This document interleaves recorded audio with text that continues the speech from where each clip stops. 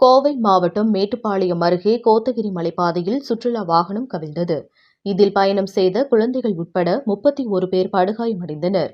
சென்னை அம்பத்தூர், வியாசர்பாடி, பெரம்பூர், கொளத்தூர் பகுதியைச் சேர்ந்த நண்பர்கள் தங்களது குடும்பத்துடன் ஊட்டிக்கு சுற்றுலா செல்வதற்காக கடந்த 30ஆம் தேதி ரயில் மூலம் புறப்பட்டு 1ஆம் தேதி காலை மேட்டுப்பாளையம் வந்தடைந்தனர்.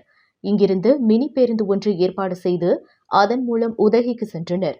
2 நாட்கள் உதகையின் அனைத்து பகுதிகளையும் சுற்றி பார்த்துவிட்டு நேற்று மாலை கோத்தகிரி சாலை வழியாக மேட்டுப்பாளையம் நோக்கி வந்து கொண்டிருந்தனர். அப்போது மினி பேருந்து ஓட்டுநரின் கட்டுப்பாட்டை இழந்து கிடுகிடு பள்ளத்தில் கவிழ்ந்தது.